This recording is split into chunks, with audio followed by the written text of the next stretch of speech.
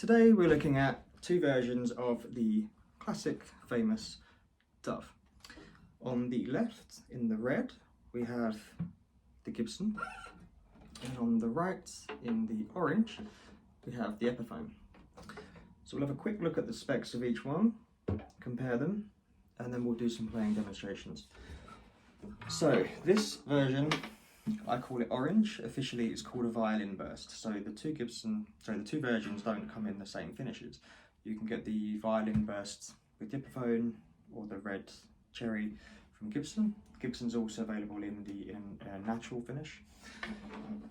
So starting from the top here, we've got the traditional Epiphone headstock with Dove in a metallic font on the truss rod cover. This particular guitar, as you can see on the sticker, is made in Indonesia.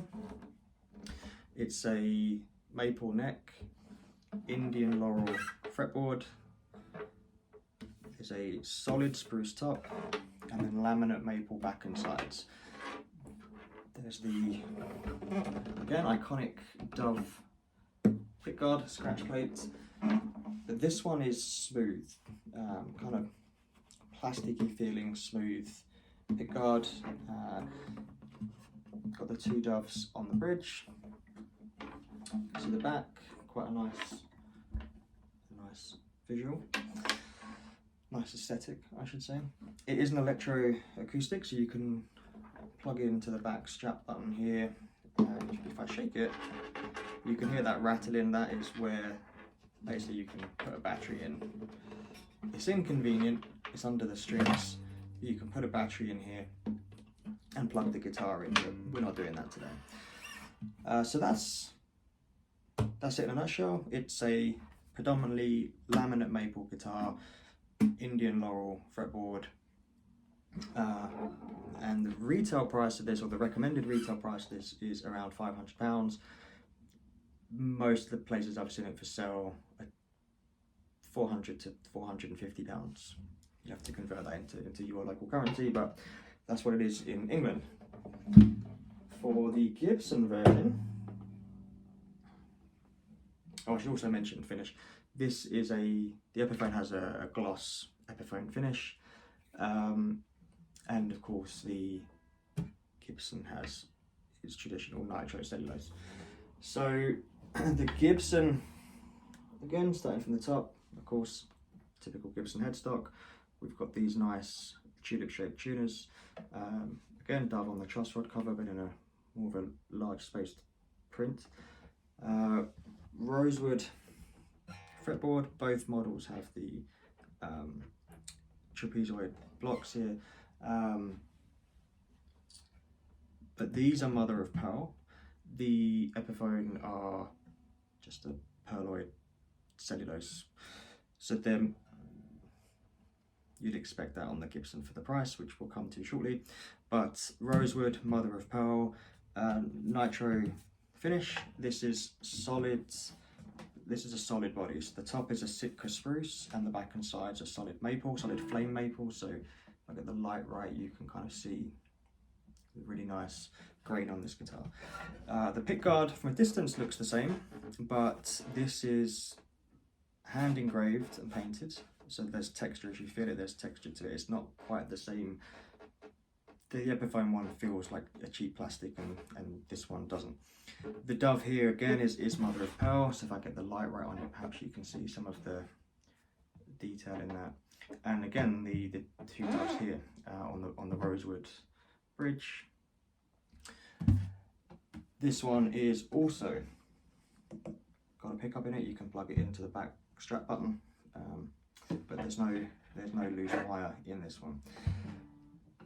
Price wise for this, the red cherry version here has a new price of around £4,400. The natural finish a bit cheaper at around £4,100 or £200. So you're in the ballpark of the Gibson being 10 times more expensive than the Epiphone. So that is a huge amount of money, and a big consideration for whether or not it's worth it. Now, if you've seen my video where I reviewed the Gibson Custom Shop 59 Les Paul reissue. In a nutshell, that video said that I don't know how to quantify if a guitar is worth the money, and instead it's more a case of you pay for what you get. So it costs a lot more money. It is an objectively better guitar. Whether or not it's worth the price tag, whether or not it's 10 times better, it's a very subjective thing. There's no answer to that, really. You're not trying to get a guitar that's 10 times better as such. It's a case of it's a better guitar, and it's either the one you need to get or not, and then it costs what it costs at the end of the day. And of course, they're both available on used. You don't have to pay a new price for them. And of course, the Gibson's more likely to hold its value long term. Then again, there's less value for the Epiphone to lose, so that's another consideration here. The Gibson version here has the solid wood. There's a general consensus with acoustic guitars that they will continue to improve in sound as they age, but of course they are more susceptible to fluctuations in humidity and temperature than laminate body with all the glue. So all that said, I think let's dive into a demonstration of how they both sound. I'll do a bit of a mixture of open chords, some finger picking, and some single note picking with a plectrum as well, and you can compare the two for yourselves. Hopefully you can hear the difference. It's a significant difference in the room. I'm not sure how well that's going to translate on YouTube. If you can't hear much of a difference and you're interested in both these guitars, I would strongly recommend trying to play them both for yourself, because it is significant. I don't want to colour anyone's opinion before I have the chance to do the demonstrations. What I do, I'll play through both of them, and then once that's done, I will give my thoughts on how I think they both sound and play.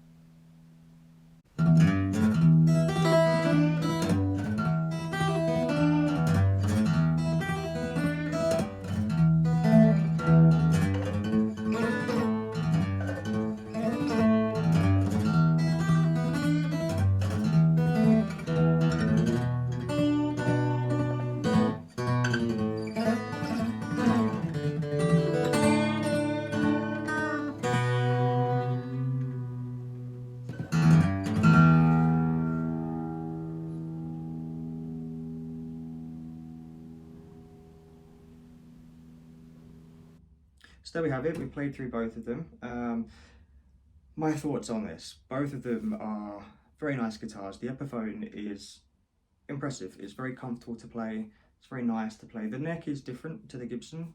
I think they call this a slim taper D shape, whereas the Gibson has the C shape. I don't know if I'd agree that the Dove is a slim taper. It's quite a thick neck, and I think if you purchased it on the hope that it was a slim taper neck, you may be disappointed. It certainly feels thicker than slim taper neck on my J15, or that I've played on Les Pauls. It's a chunkier neck than that, so be mindful of that, especially if you're going to be buying it sight unseen. But it's a comfortable guitar to play. Setup is good. It intonates nicely. It stays in tune. There's no fret buzz on it. The nuts cut nicely. All the little things like that. Especially for the price point, it's an impressive guitar. Visually, aesthetically, you know, it looks like a Dove. I think they've done a good job of that too. That all said, it is still a relatively inexpensive guitar, and certainly when you get your hands on it, you notice that the finish on it is thicker than on the Gibson. It feels, I don't want to say plasticky, but it's in that neighborhood. It feels thicker and shiny, and yeah, hopefully you know what I mean. Sound wise, it's a very bright, clear guitar. I hope that came through, but it's a very simple sound. The thing that really jumped out to me when I first played this guitar was there's more complexity to the tone. My wife says it sounds like multiple guitars being played at once, and I have to agree with that. What it means is if you play the Epiphone, you can hear the bright, crisp frequencies and it sounds good. When you play the Gibson, it seems to produce a whole range of frequencies. There's highs and mids and lows. It's got a very tight bass response. If you down tune this guitar, I think because of the maple, because of the long scale length, it maintains a crispness. When I tried that on the Hummingbird, which is a short scale guitar, it kind of got into the territory of sounding a bit flubby, a bit muddy. This one didn't. It really holds that well. The Epiphone does pretty good there too, because again it's a long scale and it has laminate, but it's a maple back and sides. But the Gibson seems to produce a whole range of frequencies, and you'll hear people say that there's like a piano quality to the Gibson Dove. To my ears, there's a very big chime to it. It's just a very present guitar. And it's not the loudest guitar, especially for a large, it's a dreadnought guitar, it's quite sizable. It's not necessarily the loudest guitar, but it's very present. It projects well, you know it's there, and there's a tremendous richness to it. It's a lovely guitar. In a blind test, you know, if you watch videos, particularly of electric guitars, of an Epiphone Les Paul and a Gibson Les Paul, or Fender and a Squier, yeah, whatever you want to do, it can often be harder to identify the expensive electric guitar and a cheaper electric guitar, all things being equal, pickups and things. Acoustics tend to be much more noticeable, and I think these are two very good examples of that. The Gibson is, you would pick it out in a blind test. You would notice it. There's a complexity to it, a richness to it, a depth to it that the Epiphone doesn't have. Is it 10 times better? As I said before, I don't know that there's really an answer to that. If you're in the market to spend this much money, you wouldn't pick the Epiphone over it.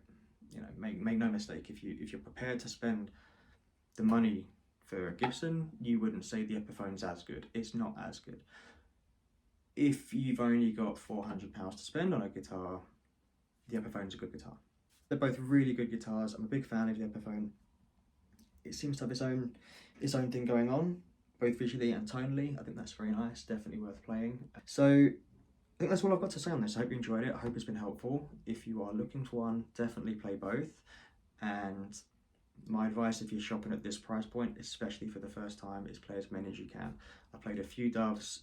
They didn't all sound identical. They were in the ballpark, but not all of them were as resonant or didn't have the same bass response. And you may actually find you prefer a Martin, or you prefer the Songwriter or the Hummingbird or the Dove. So get out there, play as many as you can, and enjoy.